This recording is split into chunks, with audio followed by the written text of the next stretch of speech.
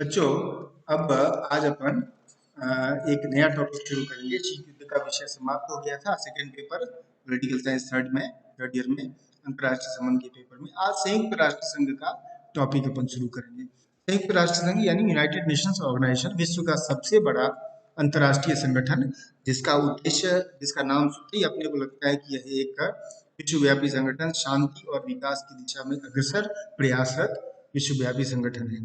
स्थापना इसकी 24 अक्टूबर 1945 को हुई औपचारिक रूप से, और तब से लेकर प्रारंभ में 50-51 संस्थापक सदस्य थे, जिसमें भारत भी शामिल था, और आज तो इसकी संख्या 193 तक पहुंच गई है। तो इससे अपने को अपन देख सकते हैं कि कितना बड़ा विशाल संगठन ये बन गया, और इसकी बड़ी निर्णायक भूमिका रही है अंतर्राष्ट्रीय स्तर पर शांति और विकास में सहयोग के लिए।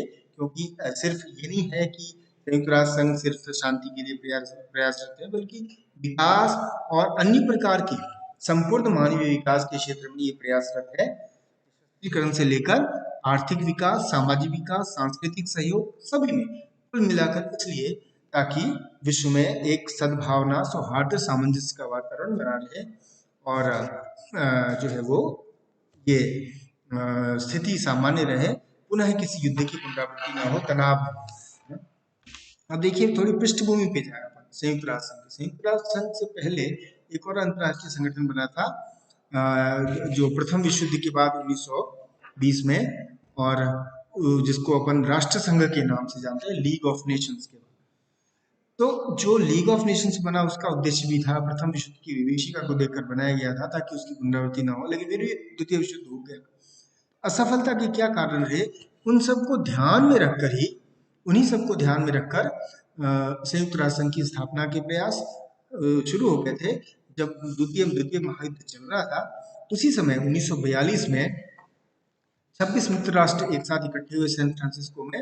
उन्होंने कहा, और उस समय जो अमेरिकी राष्ट्रपति थे फ्रैंकलिन रूजवेल्ट, उन्होंने ही ये संयुक्त राष्ट्र यूनाइटेड नेशंस का की संज्ञा दी, और ये कहा कि हमें प्रयास करना चाहिए कि जो ये धुरी राष्ट्र हैं, यानी कि जो उस समय लोकतंत्र और विश्व शांति के लिए खतरा बने हुए थे, उनके खिलाफ एकजुट होकर रहना है।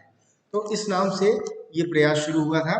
बाद में 1943 में ये जो है ये प्रयास और भी आगे बढ़ा। ये तेहरान में सम्मेलन हुआ इसके ऊपर, फिर उसके बाद याल्टा में सम्मेलन हुआ। याल्टा सम्मेलन में तत्कालीन सोवियत नेता और स्टालिन और अमेरिकी राष्ट्रपति रूजवेल्ट मिले। फिर उसके बाद चर्चिल मिले, ब्रिटिश प्रधानमंत्री, तीनों बड़ी शक्तियाँ। फिर इसके बाद याल्टा में सम्मेलन, याल्टा के बाद जो है वो वाशिंगटन में सम्मेलन हुआ, जिसको डम्बरटन ओक्स भी सम्मेलन भी कहते हैं, 1944 का 1944 का।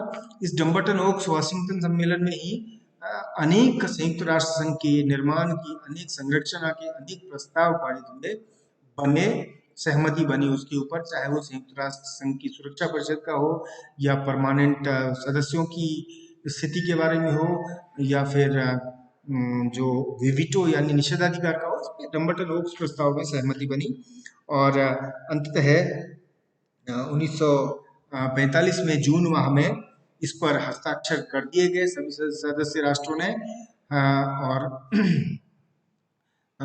1945 24 जनवरी को ये औपचारिक रूप से अस्तित्व में आ गया, तब जबकि सभी राष्ट्रों ने, मेजॉरिटी यानी कि बहुमत राष्ट्रों ने इसको पारित कर दिया, इसका अनुमोदन कर दिया अपने अपने देशों में। तो ये लागू हो गया। इसलिए प्रतिवर्ष 24 अक्टूबर को संयुक्त राष्ट्र संघ दिवस, यूएन डे, भी मनाते हैं, है ना। ये एक पीछे का बैकग्राउंड मैंने बताया कि क्या था और कैसे बना। हम सभी जानते हैं कि संयुक्त राष्ट्र संघ जो है वो विश्व शांति के लिए स्थापित हुआ। कुल इसमें 111 अनुच्छेद, प्रस्तावना और 111 अनुच्छेद है।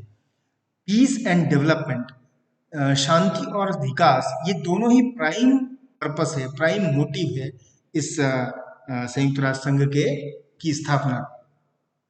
बच्चों, संयुक्त राष्ट्र संघ का जो उद्देश्य है उसको हम एक एक करके देखें तो अपनी बात और स्पष्ट हो जाएगी। 4 प्रमुख उद्देश्य हैं, है ना।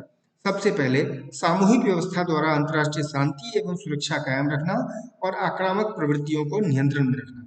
पहला उद्देश्य स्पष्ट है कि अंतर्राष्ट्रीय स्तर पर शांति और सुरक्षा को कायम रखना, और अगर कोई आक्रांता है, आक्रामक प्रवृत्ति दिखाता है, उसको सामूहिक प्रयास से, अब यहाँ पर पहला बिंदु बड़ा इंपॉर्टेंट है, आप समझिए, collective collective responsibility, collective system, है ना, इसको सामूहिक व्यवस्था कहते हैं। सामूहिक व्यवस्था जिसमें एक के लिए सब और सबके लिए एक वाली बात होती है। तो जितने सदस्य देश हैं वो रिस्पॉन्सिबल होंगे पूरे विश्व में शांति और सौहार्द बनाने के लिए और किसी प्रकार के आक्रामक गतिविधियों को रोकने के लिए। दूसरा जो है वो है अंतर्राष्ट्रीय विवादों का शांतिपूर्ण समाधान करना। ये बहुत अहम है, क्योंकि अधिकांश युद्ध हुए, अधिकांश जो है लड़ाइयाँ और तनाव है, वो बेसिकली इसलिए है क्योंकि युद्ध के माध्यम से परस्पर समस्याओं का समाधान करने की कोशिश की जाती है, जैसा कि पाकिस्तान और चीन कर रहे हैं अभी, है ना। भारत हमेशा से, ये भारत की विदेश नीति रही है कि वो शांतिपूर्ण तरीके से चाहता रहा है, चाहे वो पंचशील के माध्यम से, शिमला समझौते के माध्यम से। लेकिन पाकिस्तान और चीन जैसे जो आक्रामक प्रवृत्ति के देश हैं, वो निरंतर अपने इस सहयोग और सामंजस्य अस्तित्व की भावना को नकारते हैं, और इसलिए विवाद उत्पन्न होता है, युद्ध होते हैं। भारत और पाकिस्तान, भारत और चीन के बीच युद्ध इसलिए हुए क्योंकि अंततः भारत को भी उसका जवाब देना पड़ा जब वो आक्रामक हुए तो। लेकिन इसमें संयुक्त राष्ट्र संघ का दूसरा जो प्रमुख उद्देश्य है वो है अंतर्राष्ट्रीय विवादों को शांतिपूर्ण समाधान, शांतिपूर्ण तरीके से, कूटनीतिक तरीके से टेबल पर बैठकर इसका समाधान होना चाहिए। दूसरा, तीसरा है राष्ट्रों के आत्मनिर्णय और उपनिवेशवादी विघटन की प्रक्रिया को गति देना। अब ये अभी हो सकता है कि अभी थोड़ा सा हमको अप्रासंगिक लगे, लेकिन 1945 में जब ये बना उस समय ये बहुत बड़ा मुद्दा था, क्योंकि अधिकांशतः एशिया और अफ्रीका के देश या लैटिन अमेरिका के देश वो औपनिवेशिक ताकतों के निवेश थे, है ना, और वो वहां पर राष्ट्रवादी आंदोलन चल रहे थे, आत्मनिर्णय की लड़ाई चल रही थी, और वो औपनिवेशिक ताकतों से मुक्त होना चाहते थे। तो उस, क्योंकि ये लोकतांत्रिक अधिकार है, आप किसी भी देश को कैसे लंबे समय तक औपनिवेशिक रूप से गुलाम बना कर रख सकते हैं। तो भारत, श्रीलंका, इंडोनेशिया, वियतनाम, मिस्र, नाइजीरिया, या फिर वो फ्रेंच गुयाना, डच गुयाना, ये जितने भी देश थे कैरेबियंस के और अन्य देश, यहाँ सब जगह आज़ादी की लड़ाई चल रही थी। तो इसको गति प्रदान करना ये संयुक्त राष्ट्र संघ का, क्योंकि उनको आत्मनिर्णय का अधिकार होना चाहिए, है ना। तीसरा उद्देश्य, चौथा जो है इसका उद्देश्य वो था सामाजिक, ये बड़ा बहुत इंपॉर्टेंट है, सामाजिक, आर्थिक, सांस्कृतिक और मानवीय क्षेत्रों में अंतर्राष्ट्रीय सहयोग को प्रोत्साहित एवं पुष्ट करना। अब आप देखिए, सिर्फ युद्ध को नहीं रोकना, सिर्फ शांति स्थापना का प्रयास नहीं करना, बल्कि युद्ध कब नहीं होगा, शांति कब स्थापित होगी, जब देशों में सामाजिक विकास, सांस्कृतिक विकास पर अधिक ध्यान दिया जाएगा। लोग जब समृद्ध होने लग जाएंगे तो संभवतः सामाजिक रूप से जब बहुत ही जुड़ जाएंगे, सहयोग हो जाएगा, तो संभवतः युद्ध और विवाद की आवश्यकता नहीं रह जाएगी। इसीलिए संयुक्त राष्ट्र ने सामाजिक, आर्थिक, सांस्कृतिक और मानवीय क्षेत्रों में अंतर्राष्ट्रीय सहयोग को एक बड़ा उद्देश्य बनाया।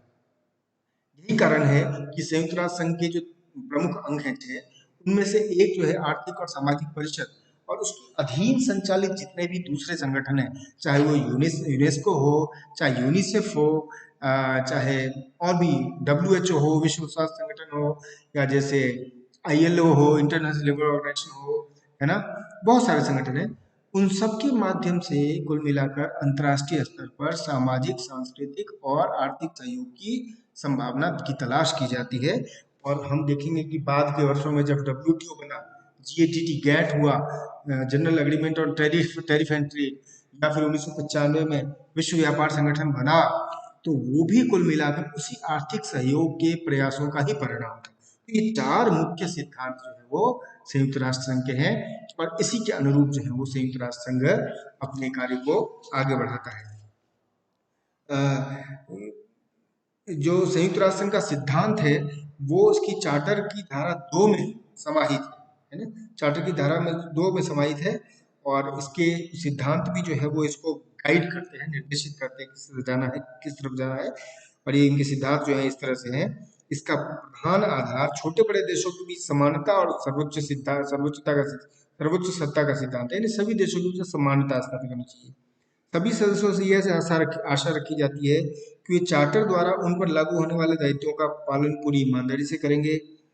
सभी सदस्य अंतर्राष्ट्रीय झगड़ों का निपटारा शांतिपूर्ण साधनों से करेंगे।